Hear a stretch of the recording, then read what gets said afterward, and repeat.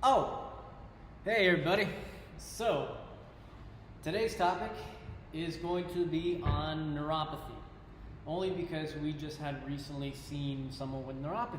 And I also worked with someone who had a previous CVA, or in English, a stroke, right? And he also had a few things going on, like aneurysms and things like that.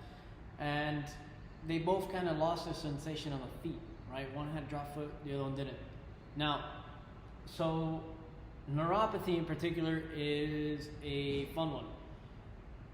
Not for the person, obviously, but it's interesting because neuropathy could be caused by a lot of different things, right? Neuropathy could be caused by lack of blood flow to the foot. So meaning if you have a cardiovascular problem, that might be something that contributes to the foot not being able to sense, right? The proprioception of the foot is gone. Then there is people who have nerve damage, and that one's a little tougher to work with, but the nerve damage could be caused by other things. Cardiovascular is one thing. It could be related to diabetes.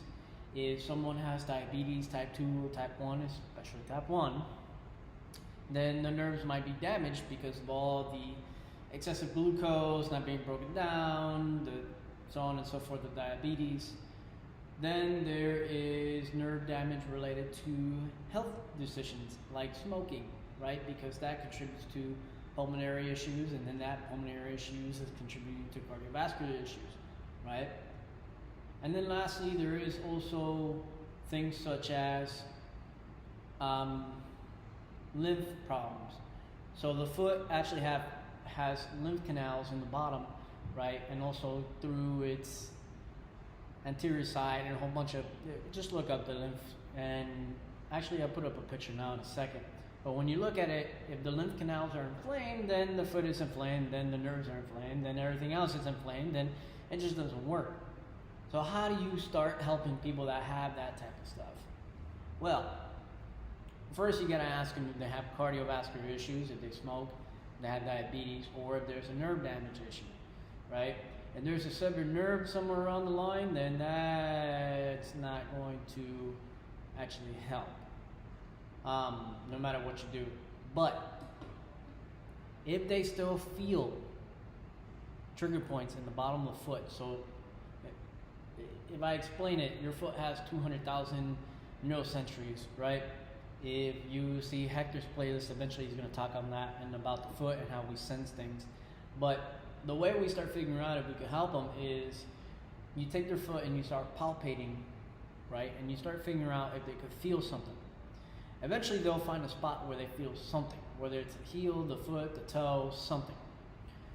We want to use now imagination to guide them into reconnecting the tissues and the peripheral sensories of the bottom of the foot, right?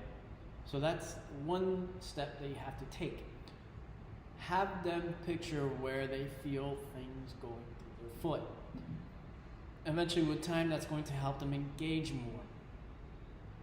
So if they feel it in the bottom of the foot, basically when I have them walking or lifting or something, I'm going to have them keep picturing that bottom of the heel being the first thing, right?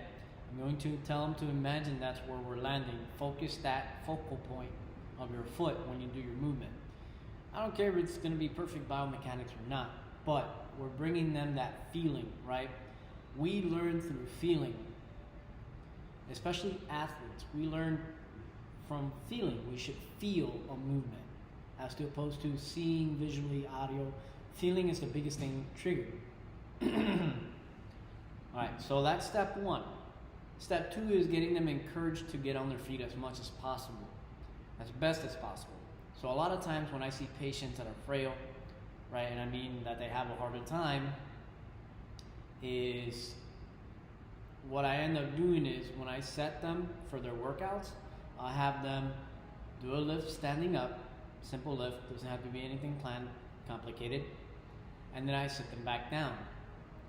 I have them back up and I have them walk, and then I sit them back down, do a lift, have them walk again, do a lift standing up, sit down, do a lift seated, come back up, have them walk. Basically what I'm trying to encourage is, one, having them to use their feet and those feelings for them to engage new proprioception. And the other thing is, every time we have them step up and down, we work on their cardiovascular system, and we help the fluid dynamics of the lymph nodes. That's the intention, to try and get them on their foot. Now, if they have claudication, which is kind of common too, especially with peripheral arterial disease, when they have claudication, you do your best to have them on their feet until they feel pain. When they feel pain, you stop, you sit them down, you do a set, and repeat. The more time you could get them going without pain, the better their foot is going to get, right?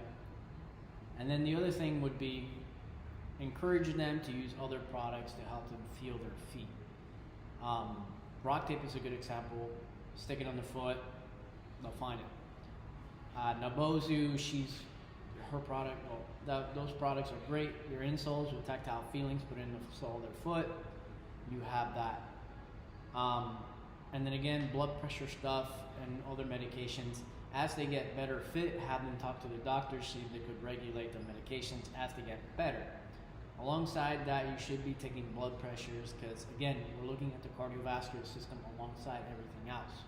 If they have hypertension, that could be related to neuropathy certain ways, right? And their diet and inflammatory markers. So do your best. I gave you some ideas. I'll post some pictures now. Lastly, stay tuned for another segment on someone else's playlist, because I know you guys are getting bored of me anyways. So I'll talk to you later.